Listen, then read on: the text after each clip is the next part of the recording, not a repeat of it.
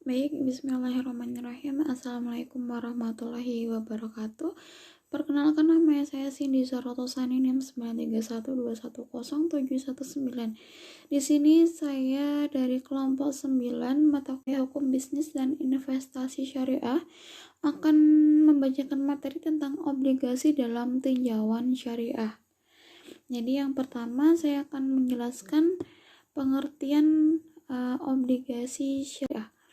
Obligasi syariah adalah suatu surat berharga jangka panjang berdasarkan prinsip syariah yang dikeluarkan emiten kepada pemegang obligasi syariah yang mewajibkan emiten untuk membayar pendapatan kepada pemegang obligasi syariah berupa bagi hasil, margin, atau fee serta membayar kembali dana obligasi pada saat jatuh tempo.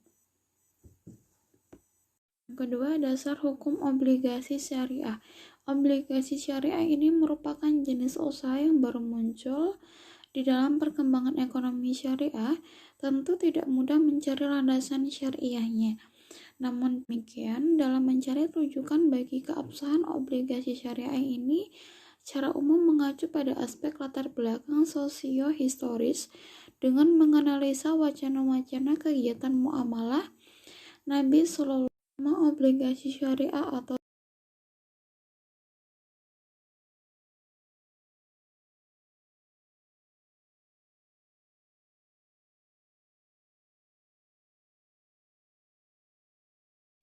pertama, obligasi syariah dilakukan dengan dasar konsep syariah dan sehingga hanya memberikan hasil pendapatan kepada pemegang obligasi syariah dengan cara bagi hasil. Yang kedua, jenis industri yang dikelola maupun hasil pendapatan perusahaan penerbit obligasi terbebas dari unsur riba, gharar, dan masyir. Mekanismenya diawasi oleh Dewan Syariah yang telah dipilih oleh Dewan Syariah Nasional atau MUI sejak awal penerbitan. Apabila emiten melakukan pelanggaran dari syarat perjanjian, maka wajib dilakukan pengembalian dana investor. Prinsip-prinsip obligasi syariah. Yang pertama, pembiayaan diperuntukkan untuk suatu transaksi atau suatu kegiatan usaha yang spesifik saja. Yang kedua, dilarang atau tidak diperbolehkan memberikan jaminan hasil usaha yang semata-mata merupakan fungsi waktu dari uang atau time value of money. Yang ketiga, obligasi tidak dapat dipakai untuk menggantikan hutang yang sudah ada. Keempat, bila pemilik dana tidak harus membangkang rugi, maka pemilik usaha harus mengikat diri. Obligasi bisa diperjualbelikan kembali, baik kepada pemilik dana lainnya ataupun kepada emiten. Obligasi dapat dijual di bawah nilai dari modal awal kalau perusahaan mengalami kerugian. Perusahaan atau perubahan nilai pasar bukan berarti perubahan jumlah hutang. Jenis-jenis obligasi syariah. Jenis-jenis obligasi yang dilarang, yang pertama, obligasi yang mencerminkan kewajiban membayar harganya disertai bunga yang dinisbahkan kepada harga tersebut. Yang kedua, euro kaupun bond yang juga diharamkan karena termasuk pinjaman yang dijual dengan harga rendah dari harga nilai nominalnya. Yang ketiga, obligasi berhadiah juga diharamkan karena merupakan pinjaman yang disyaratkan adanya manfaat atau tambahan bagi para pemberi hutang secara global.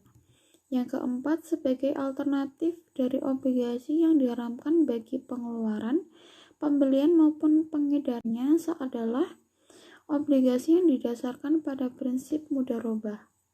Jenis obligasi yang dibolehkan. Salah satu bentuk obligasi yang sesuai dengan kaidah syar'i diusulkan oleh Dr. Sami Hamud, di mana kesepakatan investor dan pihak yang mengeluarkan obligasi berdasarkan asas mudharabah. Pemegang obligasi berhak untuk mendapatkan bagian dari hitungan atau menanggung bagian dari kerugian tanpa ada jaminan atas harga dan keuntungan serta tidak ada jaminan untuk bebas dari kerugian. Walaupun masih ada sebagian ulama yang mempertanyakan kebolehan obligasi syariah, namun obligasi syariah di Indonesia telah dipayungi kehalalannya oleh Fatwa Dewan Syariah Nasional. Terakhir, perkembangan obligasi syariah.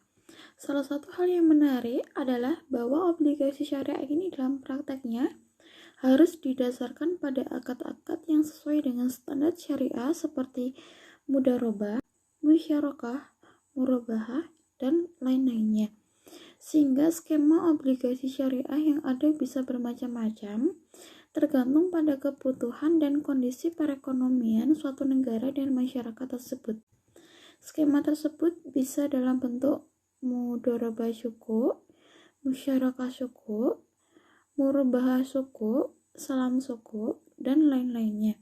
Dengan pola demikian, obligasi syariah ini menjadi alat yang efektif untuk mendorong pertumbuhan sektor real karena akad-akad tersebut pada dasarnya merupakan bentuk investasi di sektor real. Jika kita membahas tentang suatu perkembangan, pasti ada yang namanya tantangan. Jadi ada tantangan pengembangan obligasi syariah di Indonesia. Jadi di sisi lain, obligasi syariah juga memiliki tantangan atau masalah yang akan dihadapi. Di antaranya masalah yang dihadapi saat ini ialah tidak ada standarisasi fatwa mengenai struktur produk-produk syariah dari masing-masing negara dan standar AAOIFI. Standar belum digunakan sebagai acuan oleh semua negara yang penduduknya mayoritas muslim. Bukan hanya itu saja yang menjadi tantangan dan permasalahan obligasi syariah selanjutnya di masa yang akan mendatang, terutama kurangnya pemahaman masyarakat akan keberadaan suku atau obligasi. Baik, sekian dari penjelasan saya. Saya Cindy Zaratusani, mohon undur diri. Sekian dari saya. Wassalamualaikum warahmatullahi wabarakatuh. Semoga ilmunya bermanfaat. Terima kasih.